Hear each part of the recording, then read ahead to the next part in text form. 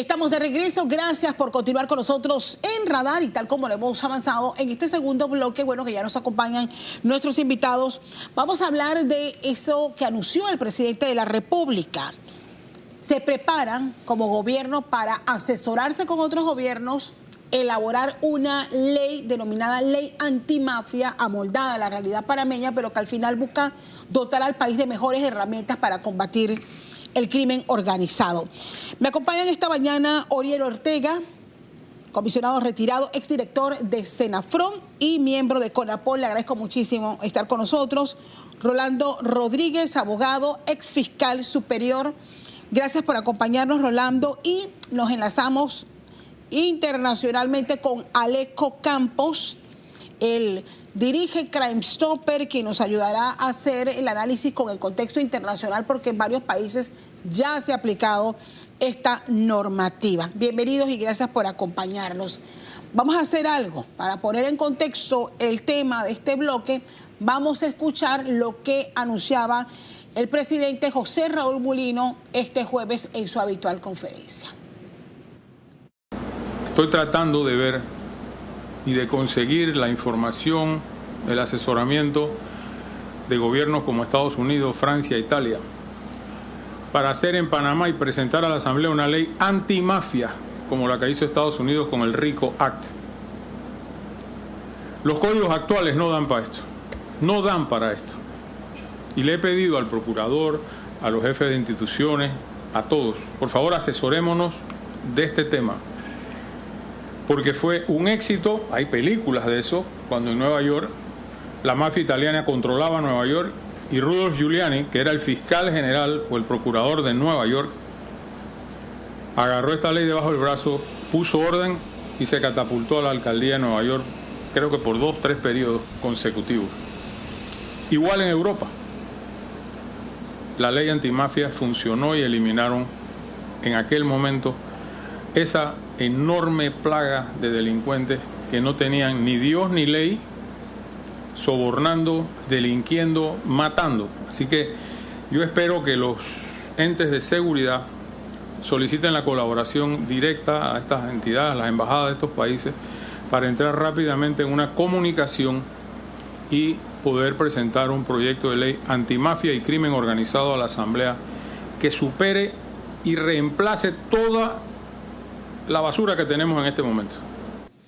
Bien, y también en esa conferencia de prensa, el presidente sacó unos perfiles de delincuentes, hacía referencia a su frustración con un ejemplo, una persona que había sido condenada incluso a 18 años de prisión y que simplemente estaba hoy día en la calle porque se le había permitido una medida cautelar. Herramientas que necesitamos para poder combatir más eficazmente el crimen organizado, más allá de individualizar el caso, sino romper toda la estructura, es lo que se pretende con esta norma. Quiero iniciar contigo, Alejo. En contexto internacional, ¿qué es la ley antimafia y cómo ha sido aplicada? Y podamos compartir incluso algunos ejemplos de por qué esos países se han visto en la obligación de elaborar una normativa como esta. ¿Qué tal, Castalia? Buenos días y ahí a los compañeros invitados. Mira, las leyes antimafia sí han funcionado en algunos países, tal como lo mencionó el presidente, tanto en Estados Unidos, en países de Europa. Ha funcionado, pero también, digo, son países que vivían determinados contextos y también contaban con determinados recursos y una institucionalidad preparada como para poder afrontar el tema de las estructuras de crimen organizado. Simplemente necesitaban ese aval jurídico como para poder accionar. Nosotros venimos hablando desde Crime Stopper desde hace tiempo del tema de la convergencia criminal, el tema de la cleptocracia, el tema de las economías ilícitas y lo que es importante entender las rutas criminales, por donde Panamá todo el tiempo es este epicentro de muchas rutas criminales, no solo para el tema del narcotráfico, porque parece que siempre cuando hablamos de crimen organizado, de mafia, siempre nos referimos al narcotráfico, pero hay otros delitos que forman parte de este portafolio criminal de las organizaciones criminales, valga la redundancia, que tienen que ver con la trata de personas, con la migración ilegal, que tienen que ver con el comercio ilícito, ahora con toda la parte de los criptoactivos. Es demasiado amplio hoy en día el abanico de actividades criminales en las cuales estas organizaciones están lucrándose y volviéndose billonarias, pero ya no es un tema exclusivamente de dinero, sino también es la búsqueda del poder, porque ya son organizaciones que tienen demasiado dinero, no solo en dólares, sino en cantidad de activos digitales u otros tipos de activos desparramados por todo el mundo, y lo que están buscando ahora más que nada es poder como una moneda también de cambio. Entonces, estas leyes sí han funcionado en otros países históricamente, pero también tenemos que recordar que son leyes que databan como de la década de los 70, alguna de la década de los 80 y de los 90, y toda la criminalidad organizada y el ecosistema criminal ha cambiado rápidamente, y sobre todo después del COVID. Entonces yo no sé si realmente, si vamos a ir a buscar estos ejemplos en aquellas leyes que funcionaron en un contexto en particular, de países particulares que, repito, tienen toda una infraestructura creada para poder combatirlo, puede llegar a ser que también funcione para Panamá, sobre todo porque Panamá al final es usado y abusado por todas estas organizaciones. Panamá no produce cocaína, Panamá básicamente es un lugar de tránsito para la trata de personas y para el tráfico de migrantes, es un lugar de tráfico también para el tema de tránsito, para el tema de dineros ilegales y una forma de blanqueo de capitales a través del sistema financiero. Entonces, el contexto panameño es completamente diferente. Entonces, la idea nos parece excelente, es algo que acompañamos sin lugar a duda, porque es algo que venimos trabajando en la región, poniendo este granito de arena, esta duda de decir, ya tenemos demasiadas legislaciones atomizadas en nuestros marcos jurídicos en Latinoamérica, Panamá no escapa de eso, y es necesario legislar con una visión mucho más holística, pensando en la convergencia criminal y no persiguiendo personas, porque eso no funciona. Estas leyes generalmente en aquella época perseguían a los cabecillas, a los capo de capi, ¿no? Eso ya terminó, o sea, estas mafias ahora son muy transversales, ya no son tan piramidales. Entonces perseguir a una persona con nombre y apellido ya no tiene sentido, porque hay otras que automáticamente los reemplazan. Aquí lo importante es ir a sus bienes, y aquí sería importante otra vez traer sobre la mesa el tema de la extinción de dominio, porque si nosotros no vamos a los activos que tienen estos grupos criminales y a los actores que integran la cadena logística y la cadena de suministro del crimen organizado, estamos hablando de lo mismo de antes. Bien, gracias Alejo. Ahora regreso contigo.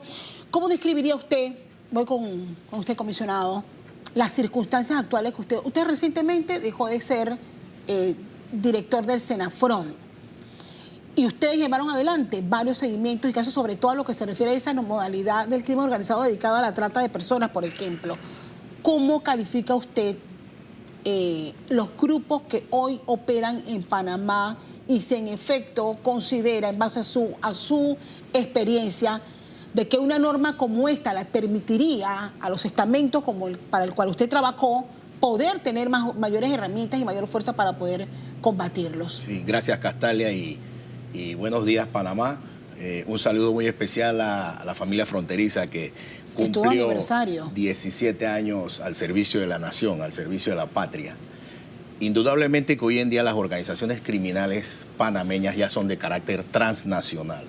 Son organizaciones que ya trabajan como empresas, y uno de los puntos importantes de esta ley RICO, por sus siglas en inglés, es precisamente combatirlas como empresas, porque hay organizaciones criminales que tienen empresas legítimas y hay organizaciones criminales que tienen empresas o actúan de la manera ilegal, como es el caso aquí en Panamá, que más que todo son pandillas organizadas, pero que rinden cuentas a nivel transnacional, precisamente como hablabas del caso del tráfico de personas. Cuando estuvimos como director general del Senafrón, tuvimos casos muy importantes donde habían operaciones que venían capturas de Estados Unidos, México, Costa Rica, Panamá, Colombia, porque también el esfuerzo tiene que ser, como lo decía Alejo, integrado, holístico y sistemático, porque siempre el delincuente está un paso adelante nuestro. Entonces, todas estas herramientas tienen que unirse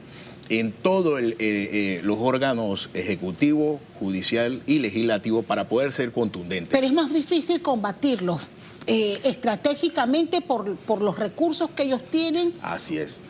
Ellos tienen recursos ilimitados y una gran cantidad de movimiento y flujo capital directamente ahí, a la orden del día. Nosotros, para hacer operaciones hay que hacer informes, sustentar, para poder que a través de fondos contra delincuencia pues se nos generen estos dineros y poder trabajar y lograr de la mano con el Ministerio Público pues presentar los casos ante el órgano judicial y de ahí entonces realizar las operaciones.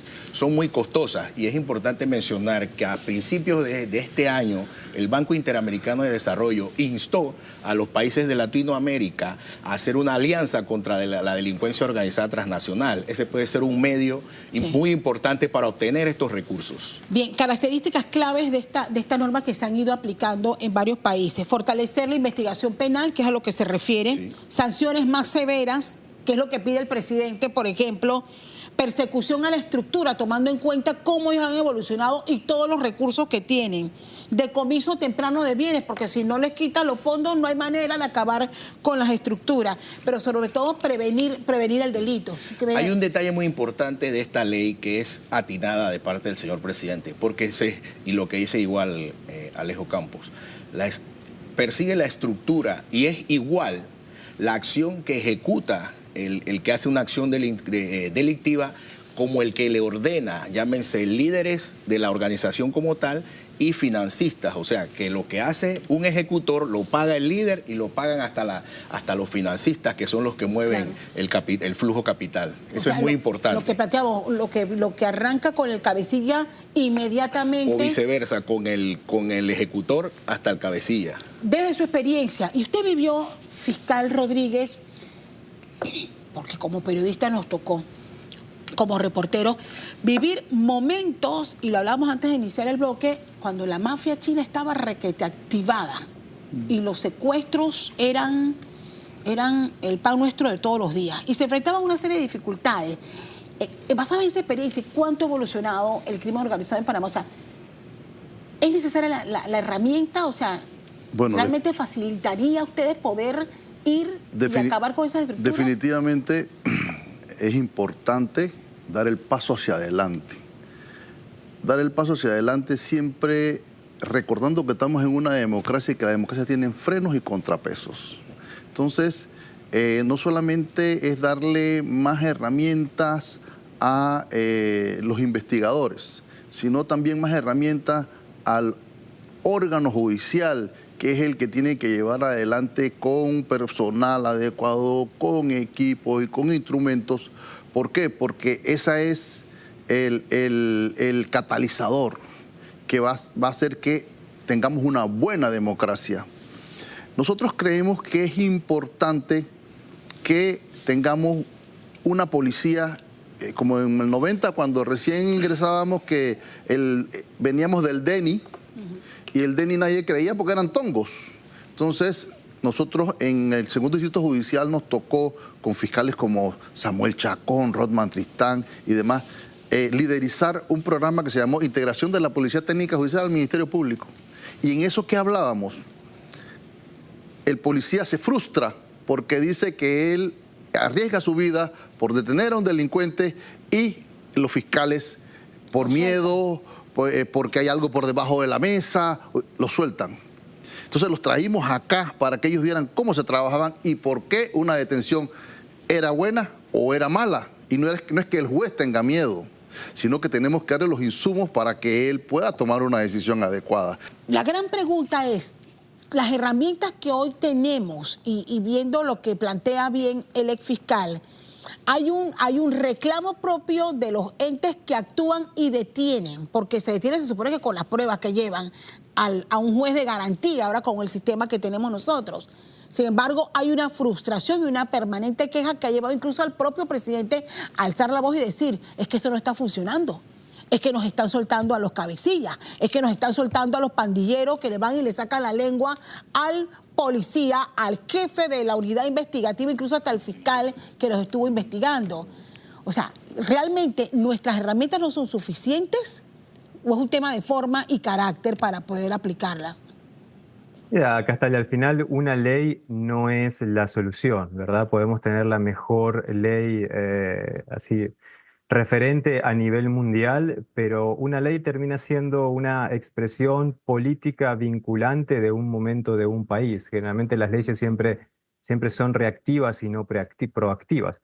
Entonces la ley no es la solución siempre y cuando no haya una voluntad política alineada de poder aplicar esa ley y que y si no se cuenta con los recursos técnicos, financieros, con el equipo realmente capacitado al nivel de poder combatir estas estructuras criminales transnacionales, globalizadas ahora, hechos en empresarios, como bien decía el comisionado Ortega, va a ser difícil. O sea, obviamente que se necesita una ley porque nos pasa el día a día a veces con el trabajo con las fiscalías, tanto de Panamá como de toda la región, en donde se quiere avanzar a veces en algún tipo de investigación, pero no se puede porque no tienen el soporte legal y obviamente un fiscal actúa dentro del marco normativo y si no tiene un marco normativo porque la ley es de 15 y 20 años para atrás, como pasa en algunas materias, entonces está totalmente atado de mano por más que tenga la voluntad política de avanzar.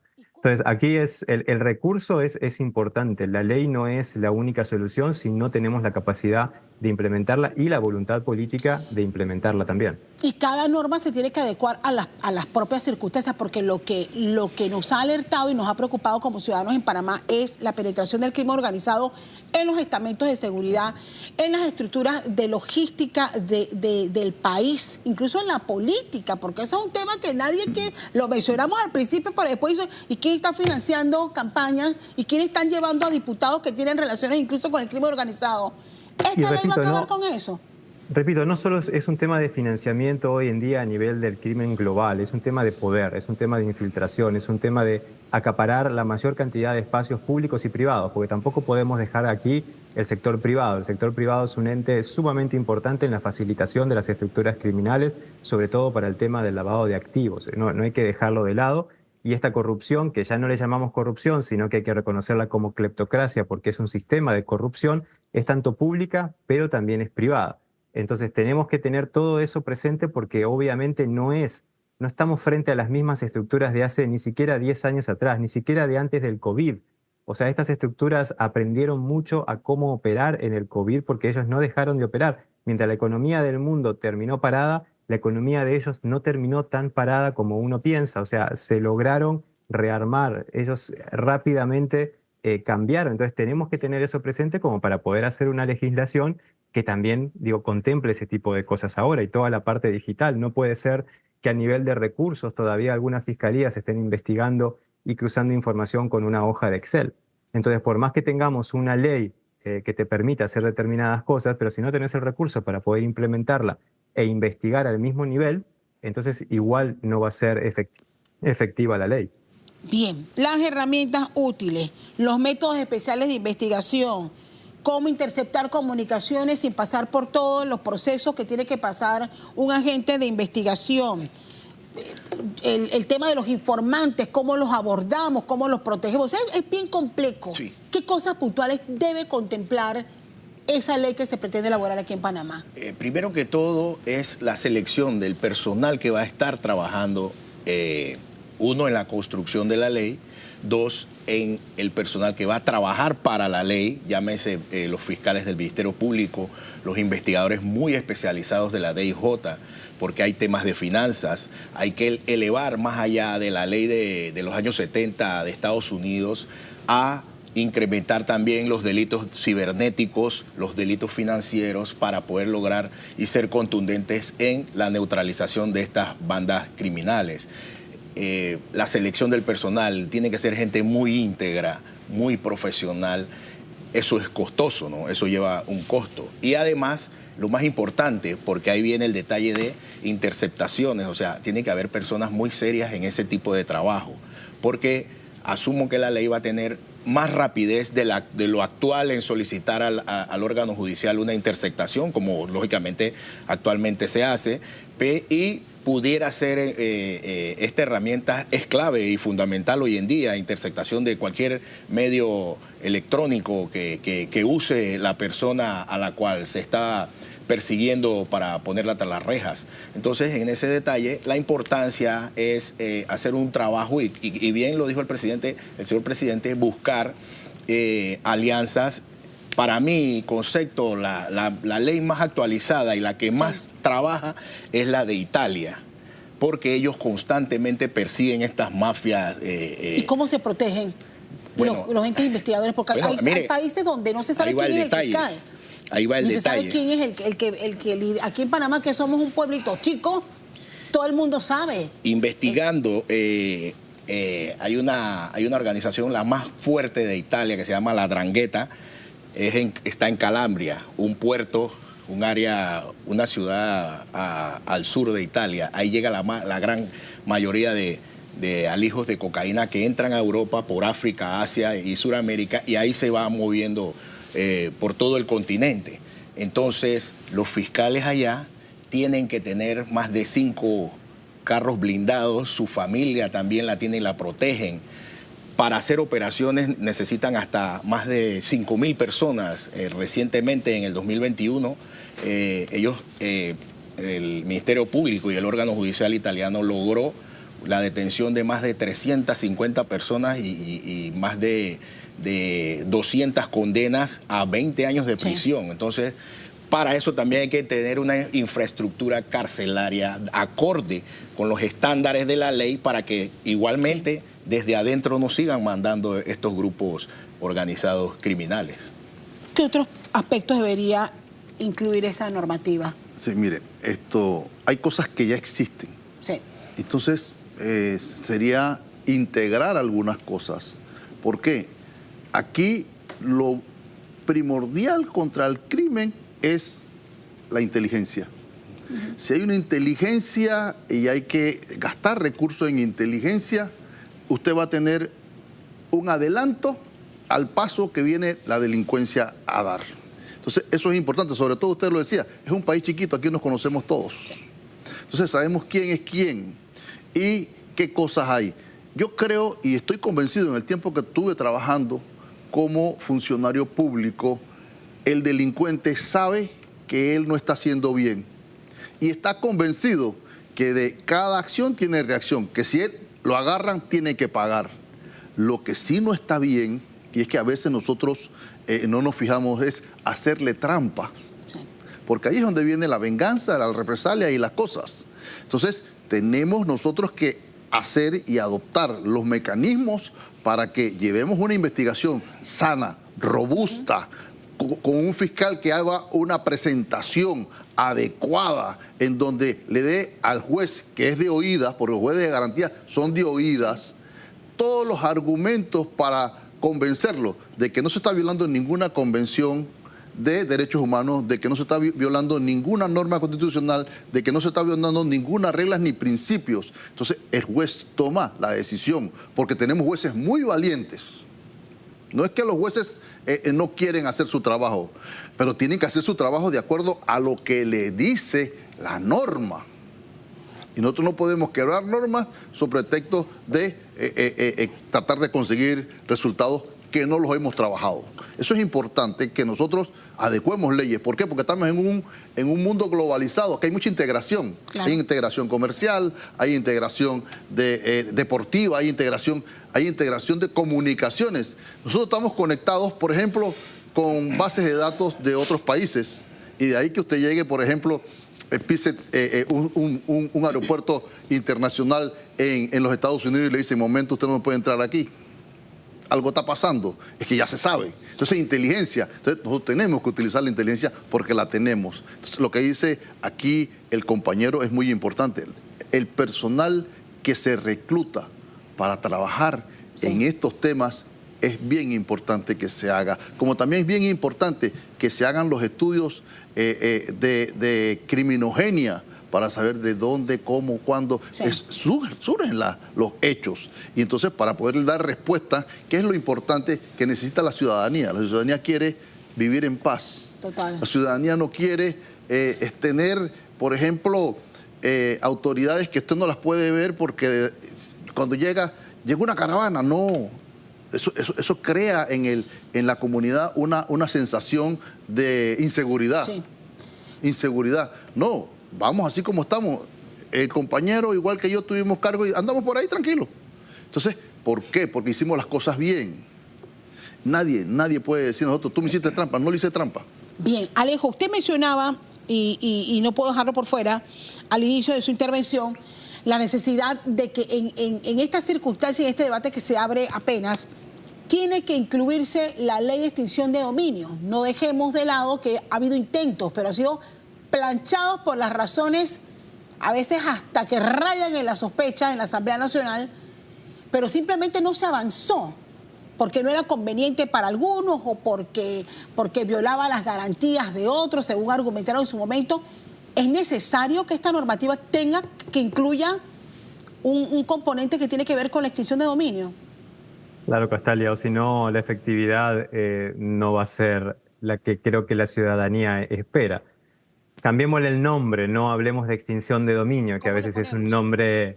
No importa el nombre, simplemente lo que importa es que realmente se logre, digamos, quitar todos estos bienes y todo este esquema económico criminal que tienen estas estructuras, porque si no lo que sucede es que los criminales pasan un tiempo en la cárcel, algunos cumplen la condena, otros no, pero todos sus activos siguen trabajando. Todas sus acciones, todas sus empresas legales y empresas ilegales fachadas siguen trabajando. Entonces, ¿qué sentido tiene poner gente en la cárcel cuando van a operar muchas veces desde ahí adentro en forma regional o en forma global, cuando todo su esquema de activos criminales todavía siguen en la calle operando? Entonces, es fundamental que haya un capítulo específico que facilite la extinción, o pongámosle otro nombre, pero que al final es lo mismo, que facilite la extinción de todos los recursos que tengan estos criminales, no solo en Panamá, sino en otros países, en colaboración, porque en otros países donde hay ley de extinción de dominio o similares, hay artículos que prevén esto, de cómo dos países o más países en conjunto pueden trabajar como para pasar por extinción en determinadas jurisdicciones esos bienes, pero beneficiarse todos los países que están involucrados en la investigación y en la operación. Pero, repito, si no hay una figura de este tipo, entonces la ley va a terminar siendo una declaración más que algo efectivo que vaya a funcionar. Bien, yo quiero traer un elemento antes de culminar este bloque. ¿Y qué hacemos con la norma actual? Independientemente que se elabore una ley a partir de las experiencias de otros países que vayan a combatir a este tipo de organizaciones criminales, hay una recurrente queja, hay una permanente queja en nuestro sistema penal acusatorio. O sea, paralelamente hay que revisarlo. Mira, el sistema penal acusatorio, a pesar de que es nuevo, ya tiene un desgaste bien fuerte y que tiene que ver con recursos. Total. Tiene que ver con recursos porque de repente no se cuenta con la cantidad ni la calidad de personal que debe estar. No se cuenta con los otros insumos. Tenemos personas que trabajan 24 horas, los jueces están trabajando 24 horas y están respondiendo a cada solicitud que se hace por un allanamiento en tiempo récord. Lo único que hay que darle las herramientas a las personas y revisar algunas cosas que hay que cambiar, que en el uso se han ido desgastando y que tienen algunas situaciones que lo han dejado como en el ostracismo, ¿no? Sí. Cosas nuevas que ya no tienen un uso adecuado. Oriel. Sí, es imperante actualizar las leyes. La ley de crimen organizado data del 2013. El sistema penal acusatorio data del 2016, cuando inició. Y eso es muy importante actualizar porque hay que meter nuevas modalidades de crimen, nuevas modus operandi de los delincuentes organizados. Son muy certeros, estudian antes, durante y después lo que van a hacer. Inclusive, si son detenidos, estudian a quién tienen que tocar para poder que las penas o se le rebajen o las medidas cautelares vayan a su casa en vez de pagar en prisión. Entonces, hay que revisar de manera definitiva primero las leyes y traerlas al contexto actual y que sea constante esta actualización de las leyes. Agregar artículos que permitan o establecer que cada 5 años, cada 3 años, no sé, se pueda actualizar directamente sin ir nuevamente a un debate legislativo. Yo quisiera nada más que agregar, hay normas que no aparecen en códigos, que no están escritas en libros y son normas enteras, son no escritas y que tienen mucha función. Sí. ¿Por qué en el tiempo de la dictadura, y no es que vaya a felicitar a la dictadura, no había secuestros en Panamá? Dejo la pregunta en el aire. Entonces cada uno se dará una respuesta sobre eso. Son reglas no escritas. Quiero compartir sus conclusiones. Alejo, quiero arrancar contigo sobre este anuncio y cómo vislumbras tú la elaboración de una ley de esta complejidad para nuestro país.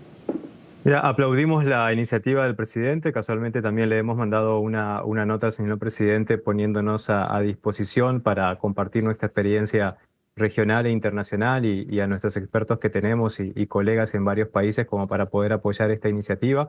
Creo que es muy buena para el país. Y nada más agregar algo, Castalia, que tenemos que entender también que los temas de seguridad y los temas de criminalidad no están exclusivamente escritos en las leyes que tienen que ver con la materia per se. O sea, a veces algunas legislaciones, por ejemplo, en materia de economía, en materia de impuestos, en materia de salud y en otro tipo de materias que no son precisamente de seguridad, pero lo que hacen es facilitar el ecosistema criminal. Entonces, no solo tenemos que revisar el Código Penal, los códigos procesales o lo que tenga que ver con seguridad per se, sino que también tenemos que ir a otras normativas que también lo que están haciendo es generar o facilitar estos emporios criminales. Y siempre hablamos del caso de Estados Unidos con la ley seca del 29, cuando creó a uno de los principales, digamos, criminales de la historia norteamericana. O sea, Al Capone se crea a partir de una ley que lo que hacía era prohibir la destilación y la distribución y la venta de bebidas alcohólicas en el país.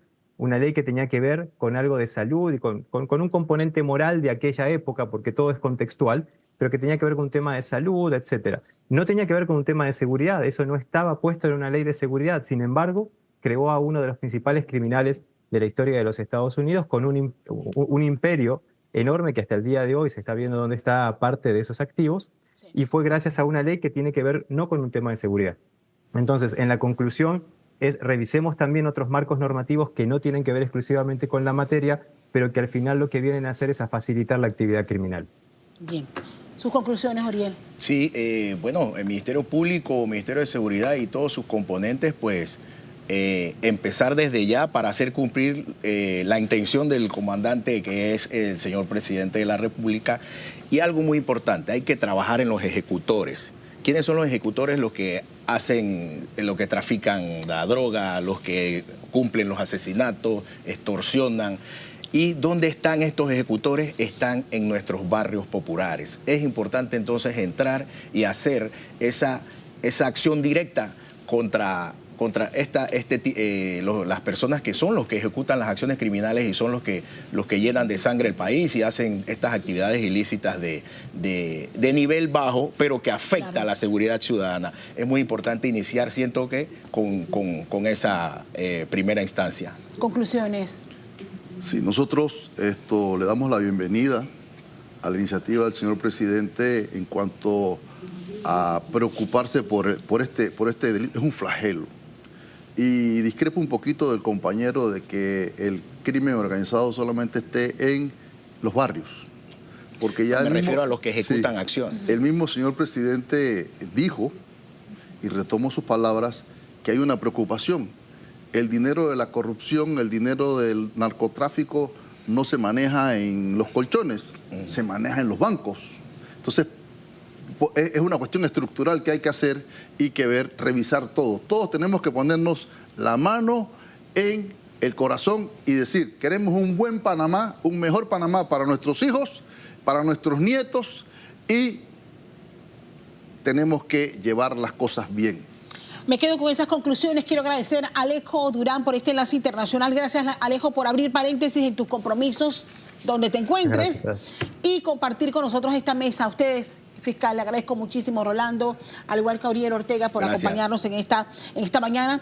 Esperemos el próximo año, porque lo que ha dicho el presidente es que se empieza a trabajar, se anuncia al país la elaboración, el inicio de la elaboración y la presentación próxima a la Asamblea Nacional de Diputados. Vamos a la pausa.